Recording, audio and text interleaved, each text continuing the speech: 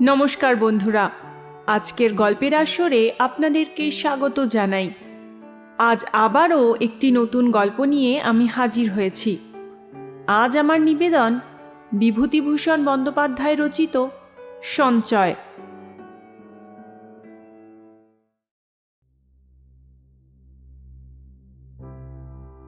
অতুল স্ত্রীকে ডেকে বললে, সে টাকা কোথায় গেল? বাক্সের মধ্যে যে টাকা ছিল।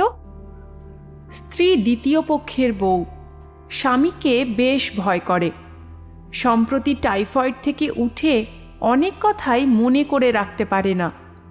ভয় পেয়ে বললে, কেন? বাক্সের মধ্যে তোয়ালে বাঁধা ছিল, নেই? দেখছি না তো। তুমিও দেখো না খুঁজে। যা গিয়েছে তার পাওয়া যায় না, সে টাকাও পাওয়া গেল না। বাক্সের মধ্যে তো নেই, কোথাও তা নেই। বিমলা সারা দুপুর ধরে শত জায়গায় খুঁজেও তার কোনো কিনারা করতে পারলে না। সন্ধ্যার সময় ম্লান মুখে এসে স্বামীকে বললে, সে তো পেলাম না। পাবে না আমি জানি, আমার জিনিসে তোমাদের কোনো মায়া নেই। যেদিন নিরুপমা গিয়েছে সেদিনই সব গিয়েছে। তোমার বাক্সে অতগুলো টাকা রইল, কাপড় আছে, সায়া সেমিজ, পাউডারের কৌটো ঠিকই রইল, তোয়ালে বাঁধা টাকাটাই গেল চুরি। সত্য টাইফয়েড থেকে উঠেছে বিমলা, তার অধিকাংশ কথাই মনে থাকে না। তোরঙ্গের মধ্যে তার জামা কাপড়, সাবান, এসেন্স ছিল, সবই সত্যি বটে। কিন্তু সে ভেবে দেখল গত 3 মাসের মধ্যে সে রোগশয্যায় পড়েছিল মাস 2। মরণের দ্বার থেকে ফিরে এসেছে তাও সে জানে। স্বামী সর্বদা শিয়রে বসে পাখার বাতাস করে মাথায় ঘটি ঘটি জল ঢেলে কত রকমের সেবা শুশ্রূষা করে তাকে বাঁচিয়ে তুলেছে, এ কথা তার ভাষা ভাষা মনে আছে। অসুখ সেরে উঠে আজ দিন 20 সে বাপের বাড়ি এসেছে। সেই তোরঙ্গটাও এখানে এসেছে সঙ্গে। অসুখের আগে একদিন অতুল খাজনা আদায় করে অনেকগুলো টাকা আনে। বিমলা বায়না ধরলে, ওগো, কিছু টাকা আমায় দাও, দিতেই হবে, ছাড়ব না কিছুতেই। অতুল দ্বিতীয় পক্ষের স্ত্রীর অন্যায় আবদারে একটু বিরক্ত না হয়ে পারলে না। সংসার খরচের টাকা, জমাবার মতো বেশি টাকা যদি থাকতো তবে সে কথা স্বতন্ত্র। তা যখন নেই, অত বড় মেয়ের বোঝা উচিত। কিন্তু স্ত্রী বায়না ধরলে ছেলে মানুষের মতো, এ টাকাগুলো আমি আমার বাক্সে তুলে রাখবো, দাও আমাকে ওগো। অতুল 5টি টাকা অন্য খরচের জন্য রেখে বাকি টাকা স্ত্রীর হাতে তুলে দিল। অতুলেরই একটা আধময়লা রুমালে বিমলা টাকাগুলো বেঁধে তাকে ছোলার কলসির মধ্যে রেখে দিল। রাত্রে অতুল বললে, টাকা কোথায় রেখেছ? তাকে ছোলার কলসির মধ্যে। থাক, ভালো জায়গা, কেউ টের পাবে না। এর কিছুদিন পরে বিমলা পড়ল শক্ত টাইফয়েডে। 2 দিন 5 দিন করে যখন 18 দিন কেটে গেল, তখন বাড়ির ঝি একদিন বিমলার ভাগ্নিকে বললে, দিদিমণি, ছোলাগুলো রোদ্দুরে দেব, বর্ষাকাল, নষ্ট হয়ে যাবে একেবারে। বিমলার এই ভাগ্নি তার মামার সংসারেই থাকত, অবিবাহিত, 13-14 বছর বয়স। সে ছেলে মানুষ, কিছুই জানে না টাকার খবর। তার সম্মতি পেয়ে ঝি ছোলার কলসি তাক থেকে পেড়ে ছোলা ঢালতে গিয়ে রুমালে বাঁধা কি একটা দেখতে পেল। প্রথমে সে বুঝতে পারেনি জিনিসটা কি। হাতে নিয়ে নাড়াচাড়া করে যখন বুঝলে এতে পয়সা কড়ি বাঁধা, তখন বিমলার ভাগ্নি জয়ন্তী সেখানে চুলের দড়ি রোদে দিতে এসে দাঁড়িয়েছে। জয়ন্তী বললে, কি গো ওটা? তা কি জানি দিদিমণি, এই তো বেরোলো এর ভেতর থেকে, কি জানি। দেখি দেখি, দাও তো। বাড়িতে কেউ নেই, মামা কোথায় বেরিয়েছে। সে শয্যাগত মামির কাছে রুমালে বাঁধা টাকা এনে বললে, মামিমা, এ টাকা তুমি রেখেছিলে ছোলার কলসিতে? বিমলার তখন ভীষণ জ্বর, গা তেতে তপ্ত খোলার মতো। সে তাড়াতাড়ি জ্বর অবস্থায় উঠে হাত বাড়িয়ে বললে, দে, আমার টাকা। অতুল সেই সময় ঘরে ঢুকে সব শুনে বলল, তুমি শোও, টাকার জন্যে কি, শুয়ে পড়ো। আমার এই টাকাগুলো রেখে দেবে? হ্যাঁ, আমি রেখে দিচ্ছি। দাঁড়াও, ক টাকা গুনে রেখে দিই। 1, 2, 3, এই 18 টাকা 7 আনা। কোথায় রেখে দেবে? আমি ঠিক জায়গাতেই রেখে দেব। তুমি নিজের বুদ্ধিতে টাকা রাখতে গিয়ে হারিয়েছিলে তো টাকাটা। বিন্দি না দেখলে ঝিমাগি চক্ষুদান করেছিল আর কি। আমার কাঠের বাক্সটাতে রেখে দেব, কেমন? রেখে দাও, তুমি যেন খরচ করে ফেলো না তা বলে। ও আমার টাকা, 18 টাকা 7 আনা, মনে করে রেখে দিলাম। তারপর বিমলার অসুখ ভীষণ বেড়ে গেল। অতুলের পাড়া গাঁয়ের ছোট্ট সংসার, মেটে ঘর, খড়ের চালা। সংসারে আছে মাত্র ভাগ্নি আর স্ত্রী, আর দ্বিতীয় পুরুষ মানুষ নেই। সে পড়ে গেল মহা মুশকিলে। রোজ মহকুমা থেকে ঘোড়ার গাড়ি ভাড়া করে ডাক্তার আনতে হয়। খরচ যা পড়ে তাতে সামান্য খাজনাপত্রের আয়ে কোনো মতেই কুলোয় না। কদিনেই বেশ কিছু ঋণগ্রস্ত হতে হলো। বিমলার জ্ঞান চৈতন্য নেই। যখন একটু জ্ঞান হয় তখন কেবল বলে, জল খাবো, আমায় জল দাও, 1 ঘটি জল দাও। তারপরেই আর জ্ঞান থাকে না। ডাক্তার বললে, চেষ্টার তো ত্রুটি করছি নে অতুলবাবু, তবে এই সোমবারটা না কাটলে কিছু বলতে পারবো না। ও বাঁচবে তো ডাক্তারবাবু? কি করে বলি বলুন, সবই ভগবানের হাত। কাল একটা ইঞ্জেকশন দেব ভাবছি। ইঞ্জেকশনের কথা শুনে বিমলা ভয় পেয়ে গেল। ইঞ্জেকশন করলে নাকি ভারী লাগে, গা ফুঁড়ে ওষুধ দেওয়া সে নাকি বড় খারাপ কথা। অতুল নানা রকমে তাকে বুঝিয়ে রাজি করালে। রাত্রে আবার বিমলা বললে, হ্যাঁ গা, কাল সকালে আমাকে নাকি ইঞ্জেকশন দেবে। কেন? তখন তো তুমি রাজি হলে। একটা কথা বলবো, আমায় আর ওসব কষ্ট দিও না। কেন, কি হলো আবার? আমি এবার বাঁচব না। তোমার অদৃষ্টে বউ নিয়ে সংসার করা নেই দেখছি। ওসব কথা বলতে নেই এখন, ছি, চুপ করে শুয়ে থাকো। তোমার কোনো বুদ্ধি নেই, যা বলছি তাই শোনো। শুনেছি, তুমি বেশি কথা বলো না, ডাক্তারে বারণ করে গিয়েছে। হ্যাঁ গা, তুমি আমায় বাঁচিয়ে তুলতে পারবে? সে আবার কি কথা, নিশ্চয়ই। তোমার কি হয়েছে? এর চেয়েও শক্ত অসুখ হয় লোকের, তারা বেঁচেও ওঠে। বলে অতুল কে কোন দুঃসহ ব্যাধি থেকে মুক্তি পেয়েছে তারই তালিকা কতক স্মৃতি থেকে, কতক কল্পনার ওপর নির্ভর করে আবৃত্তি করতে লাগলো স্ত্রীর শিয়রে বসে। রায়দের বাড়ির বড় বউ 5 মাস অসুখে ভুগে কঙ্কালসার হয়ে গিয়েছিল। ননী চক্রবর্তী এই ধরনের টাইফয়েডে ভুগে বিছানার সঙ্গে মিশে গিয়েছিল। তারা সেরে সামলে উঠে দিব্যি সংসার ধর্ম করছে। বিমলা বললে, সে কতদিন আগে? ও, তখন নীরু বেঁচে আছে, তুমি তখন হয়তো জন্মাওনি। আমাকে তুমি বাঁচাও, তোমার কাজ ছেড়ে আমার কোথাও যেতে ইচ্ছে করে না, স্বর্গেও না। তোমার তো সেরে গিয়েছে, ভাবনা কিসের? চুপটি করে শুয়ে থাকো তো। সত্যি আমায় তুমি বাঁচাতে পারবে? অতুল দেখল বিমলার রোগজীর্ণ কপল বেয়ে চোখের জল গড়িয়ে পড়ছে।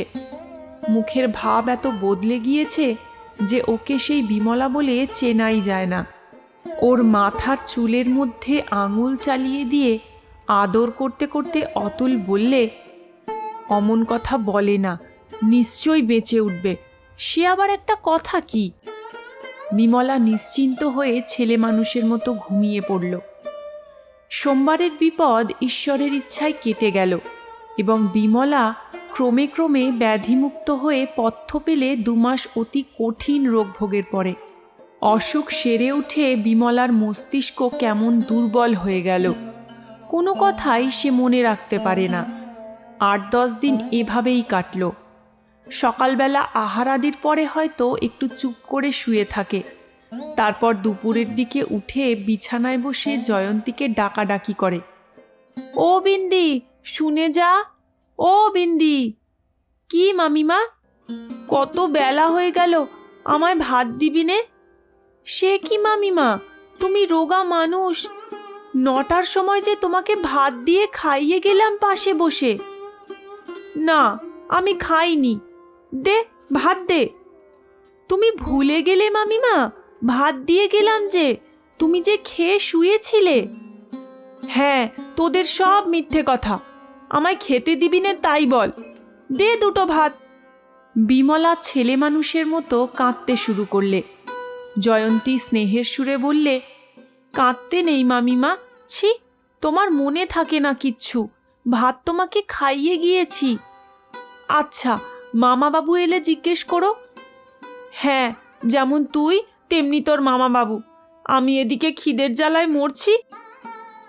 জয়ন্তী নানা রকমে ভুলিয়ে তার দুর্বল মস্তিষ্ক মামিমাকে শান্ত করে ঘুম পাড়ালে। শ্রাবণের শেষ, ভীষণ বর্ষা পড়ে গেল। দিন নেই রাত নেই, সব সময় বৃষ্টি। খানা ডোবা জলে থই থই করছে। পটলের ক্ষেত সব জলে ডুবে গিয়েছে বলে হাটে বাজারে পটল বেজায় আকড়া। একদিন বিমলা স্বামীকে ডেকে চুপি চুপি অপরাধিনীর মতো বললে, ওগো, একটা কথা বলবো? কি? আমি একটা ভুল করে বড় লোকসান করে ফেলেছি। বলো, আমায় বকবে না? আগে শুনি না। বকবে না আগে বলো।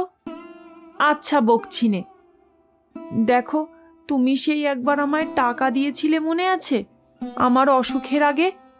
সে আমি তাকের ওপর ছোলার কলসিটার মধ্যে রেখেছিলাম। আজ আস্তে আস্তে ভাড়ার ঘরে গিয়ে ছোলার কলসিটা পেড়ে দেখলাম সে টাকা নেই। সে তো কেউ জানতো না। আমার অসুখের সময় কে বের করে নিয়েছে। আমার মনে হয় ঝিমাগিটা। এখন কি ও কবুল যাবে? কত টাকা ছিল তোমার মনে আছে? অতুলের মনে কি কুবুদ্ধি চাপল। অনেক টাকা খরচ হয়ে গিয়েছে স্ত্রীর অসুখে। বেশি তো নয়, 18 টাকা 7 আনা মাত্র। বিমলার মনে নেই যে ভীষণ অসুখের সময় টাকাটা সে তারই হাতে দিয়েছিল। বললে, তা থাকবে, গিয়েছে তো গিয়েছে, সামান্য টাকা। ঝিকে একবার বলো না, ও ঝগড়া বাঁধাবে তাহলে। কেউ তো ওকে দেখেনি টাকা নিতে, কি আর হবে। কত টাকা তোমার মনে আছে?